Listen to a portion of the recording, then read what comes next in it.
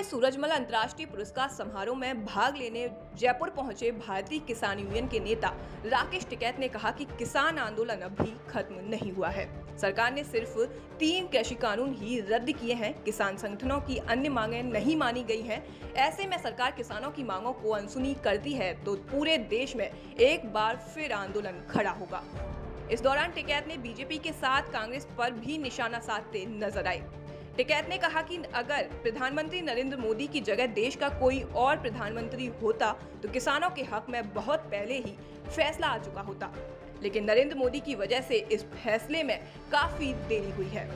उन्होंने कहा कि देश चुनिंदा उद्योगपति चला रहे हैं। राकेश टिकैत ने कहा कि देश में प्राइवेटाइजेशन लगातार हावी हो रहा है। एयरपोर्ट से लेकर बैंक और अब तो पुलिस को भी सरकार बेचने पर आ गई है। ऐसे में बेरोजगारी बढ़ेगी, जिसको लेकर भी किसान देश भर में विरोध करेंगे। उन्होंने कहा कि सिर्फ बीजेपी ही नहीं बल्कि कांग्रेस के नेताओं को भी अपनी पार्टी से ज्यादा जनता के लिए काम करना चाहिए, लेकिन अगर राजनेता ऐसा नहीं करेंगे तो हम उनके खिलाफ लड़ाई लड़ेंगे।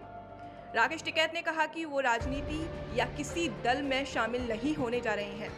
वहीं कांग्रेस के समर्थन से आंदोलन करने के सवाल पर उन्होंने कहा कि सिर्फ एक दिन की बातचीत नहीं थी, 300 से ज्यादा दिन तक आंदोलन चला था। ये किसी राजनीतिक दल के सपोर्ट से नहीं चल रहा था, इसमें जमीन से जुड़ा असली किसान शामिल था। इस दौरान यूपी विधानसभा चुनाव पर टिकैत ने चुटकी लेते हुए कहा कि इस बार भाजपा को कोई वोट देने नहीं जा रहा है।